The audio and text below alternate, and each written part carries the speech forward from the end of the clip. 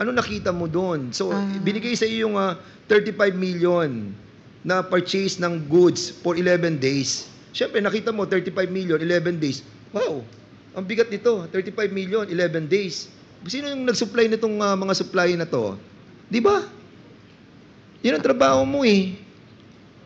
So, Yes. sino yung mga supplier? Mr. Chair, kasi Sino yung mga supplier na nakita mo? sa merits na po kasi Oh my merits goodness. na po Ang kasi. point po ni merit. Congressman Dan Fernandez, hindi ka ba Hindi. nagtaka? Yun po yung gusto niyang ipunto. Hindi po ba kayo nagtaka na nagkaroon ng purchase na worth 35 million in 11 days? Tama po ba yun? Yes, oo. 35 million. Ako naman, kahit ako, mayor ako eh. Di ba nakita ko, nag-purchase ako ng ganito, 35 million in 11 days. Magugulat ako. Ano-ano ba to? So ikaw, bilang ikaw yung parang COA, nakikita mo yan, nakita mo 35 million in 11 days. Supplies. Sino supplier nito? Di ba? Hindi maapektuhan ng merit nito. Tinatanong ko lang kung sino yung supplier. Now, kung binigay nila yung supply, binayaran nila, at nakita nating above board, so what's the problem? Okay.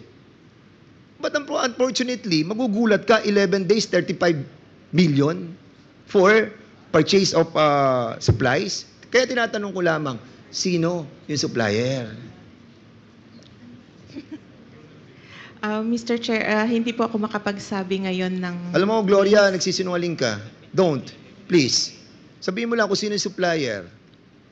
Sir, ang sinubmit lang po talaga nila is evidence, documentary evidence of payment. Hindi na po yung... So wala yung supplier. Opo. Are you sure? Opo. Wala doon sa sinabit sa inyo? Yes, Mr. Because Chair. we are... we Yes, move for those documents a while ago. Yes, Mr. Kasi Chair. pag nakita namin meron doon, tatamaan ka dyan. Sige ka. Mr. Chair, ang sinubmit po nila sa amin is yung documentary evidence of payment, but wala po yung mga Wala yung supplier. suppliers. Okay, po sige. nila. I will accept that momentarily. Okay. Mr. Chairman, punta po tayo dun sa sa provision of medical and food aid. 40 million for 11 days. Again, wala rin yung supplier dito? Wala din po, Mr. Chair. Kaya part din po siya ng Did you ask disallowed the Office of the Vice President to submit all the contractors and suppliers of all these supplies and the medical and food aid? We asked them to explain po the... Hindi, but did you ask for the supplier? Normally, Chair, hindi po. Why? We just do our audit based on the requirements under the Sige, joint circular. I will accept that. But Mr. Chairman, at least I think it is imperative for us to find out the contractor and suppliers of all those supplies that was purchased by the Office of the Vice President. Not because ano tayo, what do you call this? Medyo hindi natin pinupuntirya. Tama. Thank you for that word.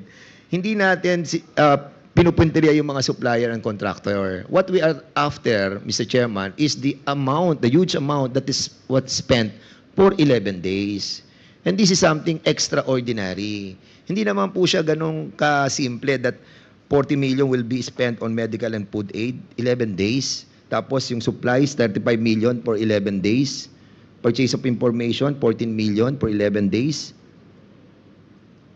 And ito pa, yung lastly, yung payment of incentives on traveling relative to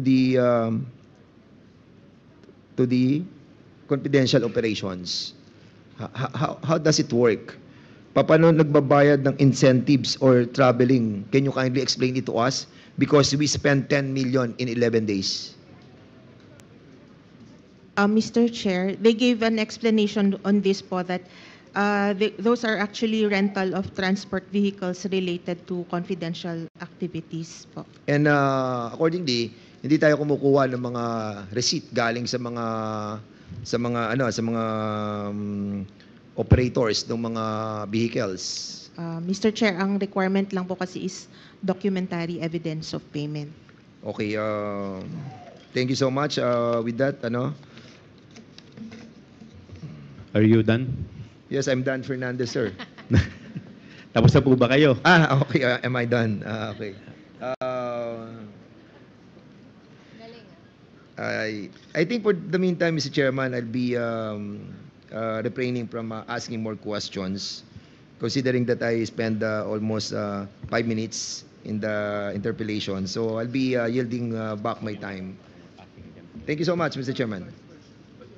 Thank you po. We will now proceed to the next interpellator, the Honorable Deputy Speaker, Jay Suarez. You're recognized, sir. Mr. Chairman. Honorable Paduano, what's the Mr. pleasure? Chairman, with the indulgence of Deputy Speaker JJ, may I ask a clarificatory question lang po with regards to the resource persons present in today's hearing? Yes, please continue with the indulgence of the Honorable J.J. Suarez. While going into this room, na-monitor ko po na yung sa OBP po, wala yung mga persons that was mentioned and invited last hearing. Particularly yung SDO po, yung Gina Acosta at saka yung Julieta Villa del Rey, which is the chief consultant. But as Chairman Acop mentioned, may show cause na daw to ngayon. Yung dalawa. Tama po ba? Yung dalawa mismo.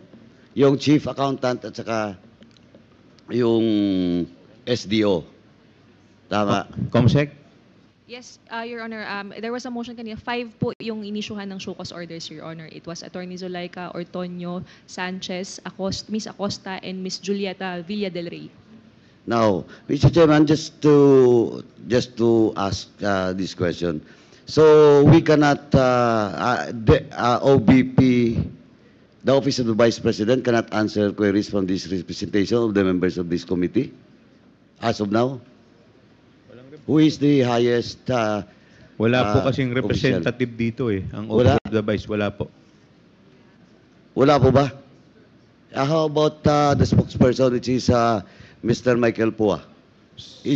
As kanina po binanggit po ni Attorney Powa na siya po ay nandirito to represent DepEd. You're here to represent the Fed, not the Office of the Vice President? Mr. Chair. Please, Attorney Powa. Yes, Mr. Chair, that is correct. I am here again because I was part of the list of invitees as far as DepEd is concerned po. How about sa OBP, or not already part of the Office of Vice President? Wala po ako sa list ng invitees. No, but hindi, yung official function mo ngayon. I'm just a consultant po of Consultant the Office of the Vice President. Consultant for what? A spokesperson po. Spokesperson Opo. ng OBP. Opo. And you cannot answer queries from this committee with regards to the OBP confidential fund. Mr. Chair, I'm afraid I'm really not authorized by the Vice President or anyone from the OVP to represent But with them. regards to the DepEd, you can answer queries? You can answer queries? Yes, Your Honor. Okay. So walang OBP dito. Kanina po may nagpakita, but unfortunately, nawawala na po yata.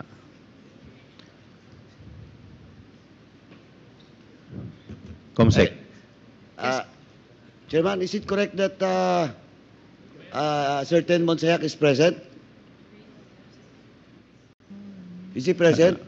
Attorney Monsayak, are you present? Mr. Chairman, can we ask him Ayan to po. approach the microphone? Attorney Monsayak. Do you represent the OVP?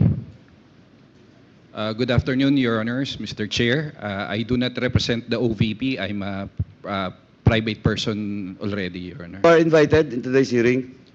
Did Do you receive invitation? Did you receive invitation from this committee? Yes, Your Honor. I was part of the invitation, the list of people invited for the DepEd query. For the DepEd na naman. Yes, Mr. Comsec, Chair. is it correct that Mr. Monsayak is invited for the DepEd query? But of course, Comsec. Yes, your Your part Honor. during during this topic being discussed with regards to the OBP budget, you're still part of it, di ba? The time. No, Your Honor. I left OVP at October 2023, and I'm not part in any way of the confidential funds issue, Your Honor. Comsec. Anyway, Mr. Chairman, Your Honor.